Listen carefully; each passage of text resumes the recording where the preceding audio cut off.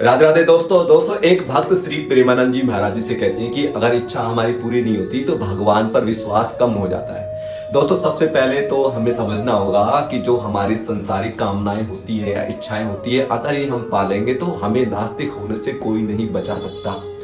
क्योंकि देखा जाता है जैसे वैष्णो देवी पे या जितने भी भगवान के यहाँ हम जाते हैं तो कोई ना कोई इच्छा या मन्नत लेके जाते हैं। तो अगर वो मन्नत पूर्ण हो जाती तो हमारा भगवान पे विश्वास बढ़ जाता है, और वो पूर्ण नहीं होती तो भगवान पे विश्वास हमारा कम हो जाता है। उसका कारण क्या है कि हमने संसार में सुख बुद्धि मान रखी है, संसार में हम सुख मान रहे हैं, और इच्छाएं और कामनाएं हमारी तब तक पूर्ण नहीं हो सकती, तब तक हमारी कम नहीं हो सकती जब तक हमें आनंद नहीं मिल जाता। चूंकि हम आत्मा का संबंध परमात्मा से है, जब तक हम परमात्मा से अपना सजाती संबंध नहीं मानेंगे तो संसारिक इच्छाएं पूरी हमारी नहीं हो सकती।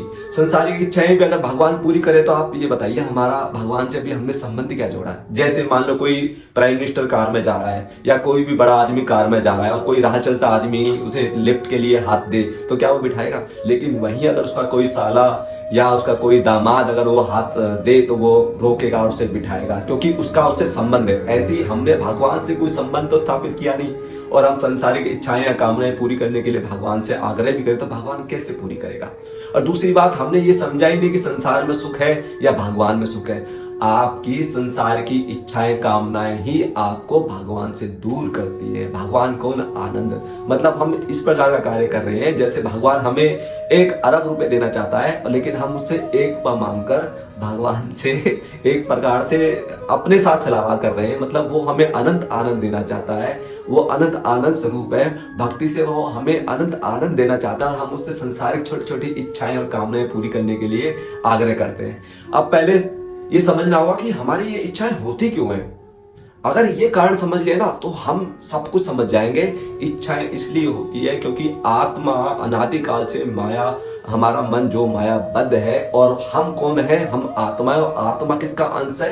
भगवान का। भगवान क्या है? आनंद स्वरूप। अगर हमें कोई आनंद दे दे तो हमारी इच्छाएं बंद हो जाए, लेकिन वो बिना भगवत प्राप्ति के हमारी इच्छाएं बंद नहीं होने वाली।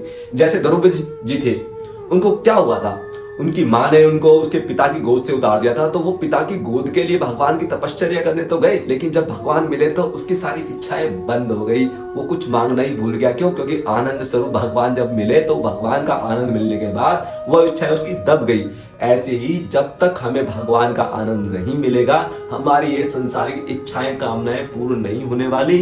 हम कितना ही खा लें, देख लें, ओढ़ लें, जितनी भी संसारिक इच्छा पूर्ण भी होती है ना तो क्या होता है? हमारा लोभ बढ़ता है। पूर्ण नहीं होती तो हमारा क्रोध बढ़ता है। तो इस चक्कर से छूटने के लिए भगवान से अगर हम कुछ मांगेंगे संसार का, वो मिलने के बाद भी हम भिखारी के भिखारी ही रहने वाले हैं। इसलिए भगवान से सिर्फ और सिर्फ उनका निष्काम प्रेम, निष्काम भक्ति और उनके दर्शन, उनकी सेवा की अभिलाषा करनी चाहिए, ना कि संसारिक इच्छाएं। अब बहुत से लोग जैसे जाते हैं कहीं भी तीर्थों में या धाम में जाते हैं, वहां मनोकामना करने जाते हैं। अब उनके प्रारब्ध के अनुसार अगर वो मनोकामना पूर्ण हो गई तो भगवान बहुत अच्छे हैं, और अगर उनकी मनोकामना पूर्ण नहीं होती तो भगवान को दोष देते हैं। भगवान का कोई दोष नहीं है। भगवान की तो इतनी कृपाएं हैं, कोई पृथ्वी के रजकणों को गिनती कर सकता है, लेकिन भगवान की कृपाओं का कोई भी यशगान नहीं कर सकता।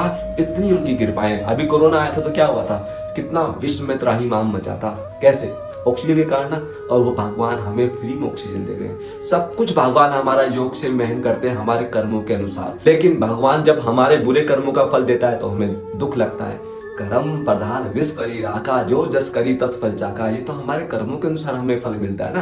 तो हमें अब इस प्रकार के कर्म करने हैं कि हमें भगवान की निश्चला निष्काम भक्ति की ओर अग्रसर होना है, ताकि हमें वो परम आनंद मिल सके और हमारी ये संसारिक इच्छाएं दब जाए और खत्म हो जाए। जैसे भक्त ध्रुव की हुई थी, वो भगवान के भक्ति करने गया था इस उद्देश्य से कि मुझे भगवान मिलेंगे तो मैं अपने पिता की गोद में बैठूंगा या उस साम्राज्य को प्राप्त करूंगा। लेकिन भगवान को मिलते ही, भगवान के प्राप्त होते ही उसकी वो सारी इच्छाएं, वो गूंगावत हो गया कि क्या मांगू, अनंत आनंद तो मुझे मिल गया है। फिर उसके बाद जब उसको अनंत आनंद मिला तब भगवान ने इच्छा करी, अब तेरे जैसा जो भक्त है ये इसको मतलब ये राज्य चलाना है। तो भगवान की इच्छा के कारण उसने राज्य चलाया। उसकी इच्छाएं सब खत्म हो चुकी थी। क्यों? क्योंकि उसे परम आनंद स्वरूप भगवान उसे मिल गए थे। तो हमारी ये इच्छाएं हमें भगवान से दूर करती है। ये इच्छाएं भगवान का एक प्रकार के विरोधी है, और इसी से हम नास्तिक होने की ओर अग्रसर हो जाते हैं। जय जय श्री राधे।